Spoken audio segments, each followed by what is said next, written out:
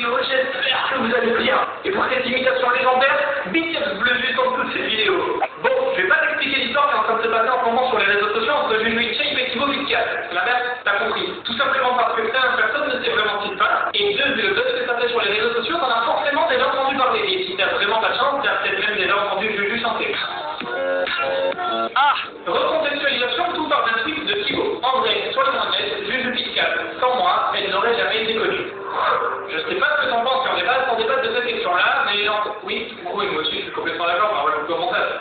Remettons les choses dans leur contexte. Avant d'être un des plus grands youtubeurs de France de par une régularité exemplaire, un personnage atypique et un travail acharné, Thibaut Delabarre, plus connu sous le nom de Thibaut InShape, a fait une école de commerce. Et même s'il a abandonné en cours de route pour se consacrer à plein temps à sa chaîne YouTube, chose qui au passage lui a plutôt bien réussi, d'ailleurs un petit message, mais si vous avez des nerfs, voilà, c'est le moment, ta gueule. Ok. Il a amplement eu le temps d'être un élève brillant, d'apprendre à utiliser et de maîtriser des techniques de marketing avancées, qu'il a d'ailleurs déjà utilisé par le passé pour ses précédents lancements, que ce soit les vêtements, les programmes, la salle de sport ou encore plus récemment, sa marque de compléments alimentaires. Mais alors tu vas me dire que se passe-t-il cette fois-ci? Qu'a-t-il vraiment derrière la tête? Il est important de souligner que Thibaut est quelqu'un de très organisé et que chaque action a un but bien concret. Économie de temps, productivité, là-dessus il n'y a rien à dire, il est vraiment bon, tout est carré. Et pour ceux d'entre vous qui pensent qu'il perd son temps à faire du contenu gênant sur TikTok par exemple, c'est là que vous n'avez rien compris. Le seul but derrière tout ça, c'est de faire grimper les stades. Que tu critiques, que tu aimes ou que tu détestes, il en a rien à faire. Parce que tu critiques, tu aimes ou tu détestes, tout seul derrière ton téléphone chez toi. Et ça n'a aucune conséquence. Ah, si, plus une vue, voire même plus un commentaire, c'est gênant.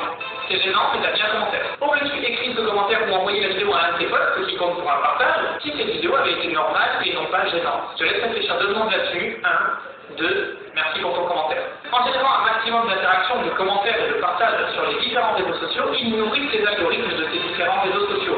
Et par quelles conséquences sont encore plus mis en avant. Mais à quoi ça peut bien servir de vouloir faire autant de bruit et de vouloir autant être mis sous le feu des projecteurs quand à eux deux, ils ont déjà 10 millions d'abonnés? Et bien sûr, en plus, il est fort probable qu'à l'issue de ce clash, Juju et Thibaut aient probablement quelque chose de grand à nous annoncer.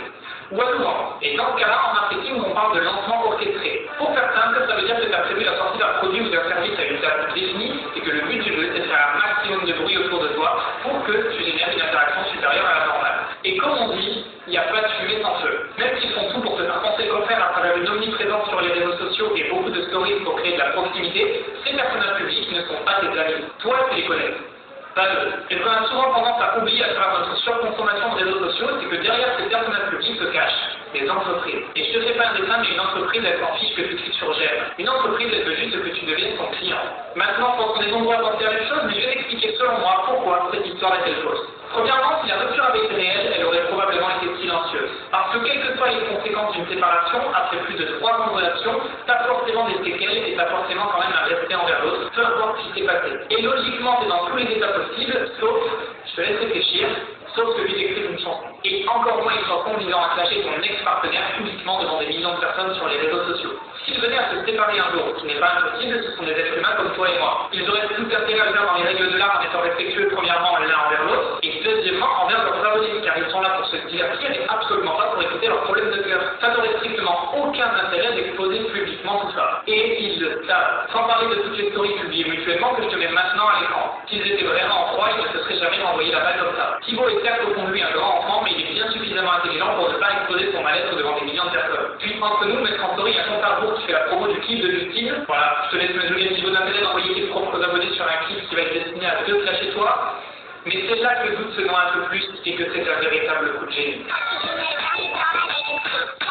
Dimanche 18 octobre, 11h, Juju sort un clip sur sa chaîne. Son qui a probablement été enregistré il y a un petit moment déjà, mais ça on le verra juste après. Et là où tout le monde s'attend à un démenti, à une annonce positive ou à tout simplement qu'elle annonce que c'est une connerie, que c'est pas vrai, elle porte le coup de grâce. À travers de punchlines tout de même bien attaquantes, Juju assoit sa position de maître de la situation. Ce scénario va alors placer Thibaut en position de victime, car il va subir publiquement des attaques. Et il veut tout simplement pas faire face à tout ça, ce qui amène à un droit de réponse. Et c'est là que l'échange va commencer à se faire entre les deux camps. Comme prévu, Thibaut annonce qu'il va répondre et que ça sortira mardi 20 octobre sur sa chaîne à 18h. Est-ce que tout ça a été planifié à l'avance? Bon, pour le temps, on va pas se mentir, oui, ça aurait pu être sorti en quelques heures. Mais pour les effets spéciaux et le clip, c'est nettement moins probable. Et si on est un peu plus attentif, on peut voir qu'il semble être des faux raccords dans les stories du jeu. Le clip aurait donc vraisemblablement été tourné en avance, ce qui du coup confirme la théorie que c'est bien un coup marketing. Et tout paraît tellement fake que forcément, ça génère du buzz. Et c'est là qu'ils ont été très bons à forcer sur les stories, à se renvoyer mutuellement la balle, pour ne pas justement faire un truc parfait qui semble réaliste. Car si tous les deux avaient juste posté une story, ça va mal avec Thibaut, ça va mal avec Juju, et disparu des réseaux, là, ça aurait été vraiment très vite. Sauf qu'il n'y a aucun intérêt de faire ça, pleurer un peu les Twitter pendant une heure ou deux, et puis voilà, on gagne. Autre élément intéressant, la story de la station essence qu'a posté Juju semble avoir été un petit peu trafiquée. Je fais un enregistrement d'écran juste maintenant qui te montre qu'avec le sticker de l'heure de base d'Instagram, il est impossible d'avoir ce rendu, et que l'heure qu'a écrit Juju, le 21h56, a été écrite grâce à l'outil texte. À savoir que sur Instagram, quand tu importes une photo de ta pellicule dans ta story et que tu mets le sticker de l'heure, ça ne met pas l'heure actuelle, ça met l'heure à laquelle la photo a été prise. Ce qui confirme la théorie que tout ça a été fait quelques jours avant. Au-delà de tout ça, il y a aussi l'aspect bad buzz. Vous êtes beaucoup à m'avoir donné votre opinion et vous êtes aussi beaucoup à donner dans leurs commentaires, à dire que c'est ridicule. Avant, je faisais mes comptes dans un joli carnet, mais j'oubliais toujours des choses. Donc, il fait tout automatiquement et me montre. Ce qu'il faut comprendre, c'est qu'on ne regarde pas quand on pense la situation. Quand tu as des millions d'abonnés, tu ne peux pas lire les commentaires. C'est mathématique. Donc c'est ce que je te disais tout à l'heure. Ton avis sur leur contenu ou ton avis sur cette situation, il fait juste plus de commentaires, plus de partages et donc grimper les algorithmes. Ce qui compte, c'est juste les chiffres. Combien de vues, combien de commentaires, ou même combien de dislikes, ça aussi c'est de la data, ça compte. Donc que les gens détestent ou adorent, trouvent ça génial ou ridicule, ça n'a aucune importance. Ça envoie juste des signaux positifs à YouTube et Instagram qui à l'avenir vont encore plus recommander leur contenu. Et donc, ils vont gagner encore plus d'abonnés. C'est exactement ce qui s'est passé avec les précédents bad buzz, notamment son clip Pokémon. Ça a été annoncé à ce clip, ok on est d'accord, ça a été un terrible bad buzz. Qui n'en a quelque chose à foutre? Est-ce que ça a eu des conséquences sur leur vie ou sur son business? Non, pas du tout, c'est juste des chiffres. D'ailleurs, pourquoi pensez-vous que Thibaut a des vidéos réactions sur ce bad buzz? Pour faire encore plus de vues et donc être encore plus propulsé par l'algorithme. Il y a tellement de contenu sur les réseaux sociaux qu'aujourd'hui un bad buzz c'est aussi en 3-4 jours. Je pourrais te montrer mon œuf qu'il y a dans cette vidéo. Tu veux voir mon œuf? Calme-toi personnel, je ne vais pas te montrer mon œuf, j'ai pas envie de me faire accepter ma chaîne. Par contre, si tu veux, tu peux poser un pouce bleu. Pour moi, si on parle d'un point de vue marketing, c'est un véritable sujet. Pourquoi toute cette histoire et pourquoi avoir fait tout ça? J'ai 4 hypothèses sur cette histoire, mais avant de te le donner, dis-moi dans les commentaires ton avis. Est-ce que tu penses que cette histoire est réelle ou purement inventée? Et si c'est le cas, à ton avis, que vont-ils nous annoncer derrière? Je te laisse me dire ça juste en dessous dans les commentaires. Quant à moi, voici ma première hypothèse. Thibaut et Juju sont ensemble depuis maintenant 3 ans, ils ont emménagé ensemble, ils ont même pris un chat, ils ont médiatisé. Alors oui, c'est certes un animal de compagnie, mais ça a quand même une durée de vie de 15 ans en moyenne, ce qui signifie que ça représente un engagement sur le long terme. La suite logique des choses, pour moi, ça pourrait être un mariage. Peut-être que tout ce bruit et ce bad buzz va justement être effacé par la positivité d'un mariage derrière, et Thibaut pourrait vraisemblablement, peut-être même, faire sa demande en mariage dans sa réponse qui aurait lieu demain. Deuxième hypothèse, en allant creuser un peu plus, on peut imaginer que le chat a été un test pour voir s'ils étaient capables de s'occuper de quelque chose en commun. Et là, tu vois probablement où je veux en venir, il y a peut-être tout simplement un bébé en jeu. En projet ou déjà en route, ça je ne sais pas. Mais c'est une hypothèse qui est forte probable.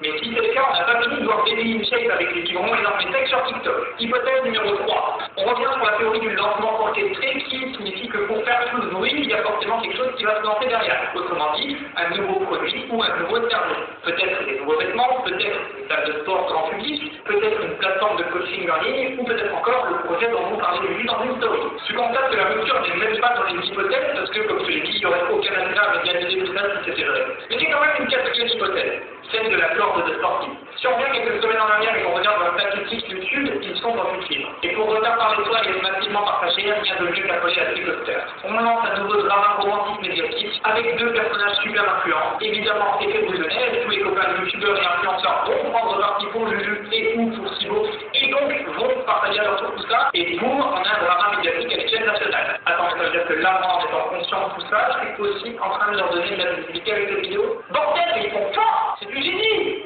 Mais je te quitte!